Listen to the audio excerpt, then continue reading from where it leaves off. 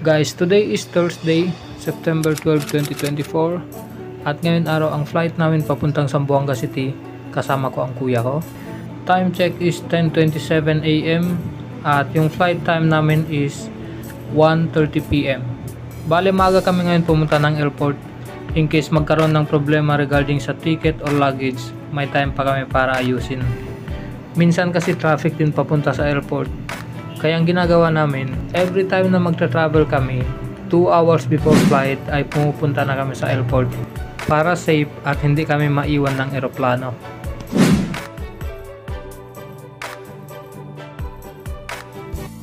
Guys, nandito kami sa Terminal 3 dito sa NAIA at flight namin ngayon araw papuntang Zamboanga City.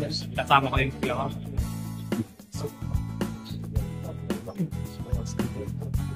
Time check is 12:17 PM at yung flight namin is 1 PM pa. So, dito na kami sa terminal at sa waiting area. Wait na lang namin, tatawagin yung flight namin.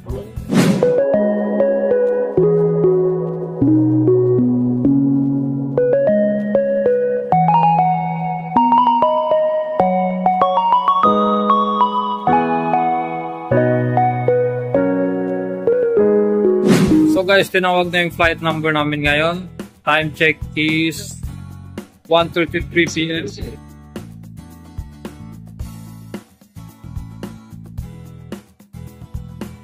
Ngayon guys, tapos na mag-check at ngayon bababa na kami para makasakay ng bus.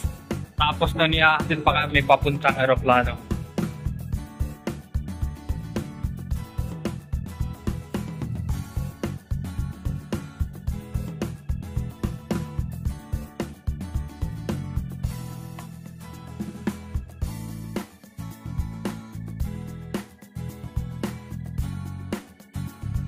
So guys, andito na sa loob ng aeroplano. At dito kami sa pinakaharap. Ano? Sa pinakaharap na A1. A1 yung tapos tayo ano? B2. B1.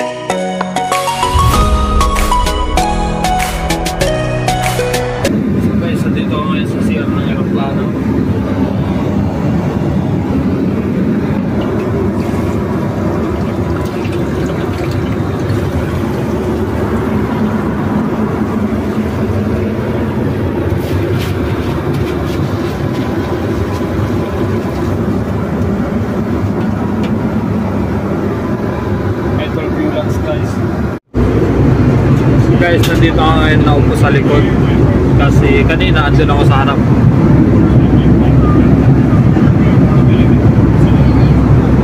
Andun ako sa pinakaharap at nag-CR ako dito sa likod. Medyo magalaw ngayon yung aeroplano kasi maambon yan, no? Maambon nung umalis kami galing Manila. Guys, ngayon ay matidili kami ng landing dito sa Zamboanga City dahil napakalakas ng ulan sa baba. Sabi ng captain, mag-iikot daw muna kami sa taas. Within mga 15 to 20 minutes, hihintayin namin pumupa yung ulan bago kami mag-landing. Supposed to be yung landing time namin is mga 3 o'clock. Nakalanding na kami. So, time check is 2:57 PM na. Yan. Kanina pa kami paikot-ikot dyan sa may isla na yan. Naka-3 ikot na ata kami. Ngayon makikita nyo naman napakadilim dito sa taas at napakalakas daw ng ulan sa baba. Kaya hindi kami agad-agad makakalanding nito. A few moments later. So yun guys, medyo umupa na yung ulan. Dito tayo ng piloto mag-landing. Kaya medyo mahal yung aeroplano ngayon.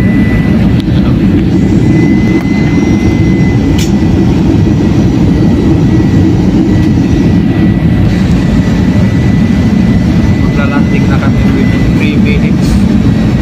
Time check is 3:12 na.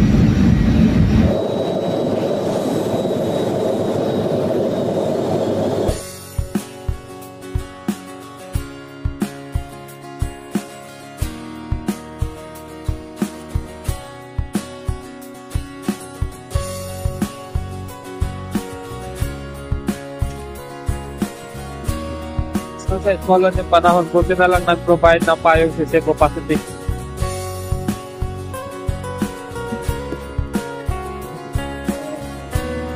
So guys, after namin bumaba ng aeroplano, andito kami ngayon sa hotel. At nag-check-in kami dito for one night. Yan. Dito lang yan sa downtown ng Zamboanga City. Ang schedule kasi ng barko na sasakyan namin bukas, mga 7 PM pa aalis. And estimated travel time is 14 to 15 hours from Zamboanga City to Siasi, Sulu. So, ganun siya kalayo. Bale, ito yung hotel na pinag-check-inan namin. May dalawang kama na sa kuya ko at yung kabila sa akin. At may TV na rin. May aircon. At dun sa labas may balcony. Bale, andito kami ngayon sa 6th floor. Yan. Maulan kasi dito sa Zamboanga guys, kaya di kami gaano makalabas. Baka bukas na lang kami lalabas ng diretso.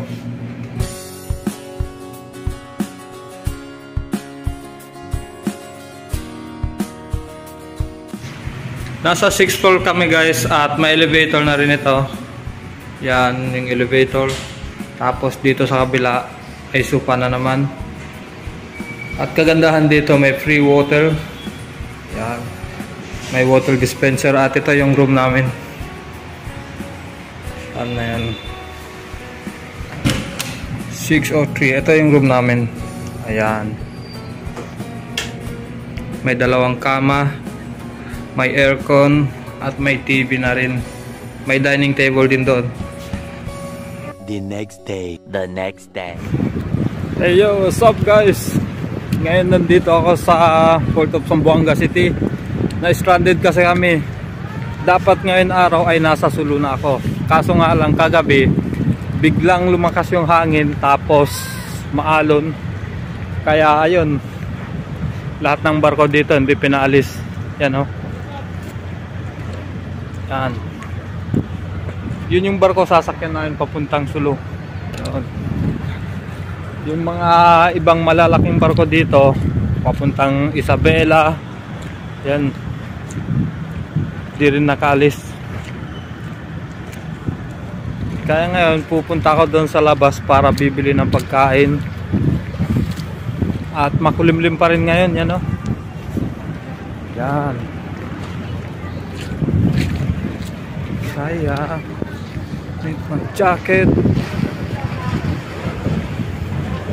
Yan ang Port of Zamboanga City. Dito.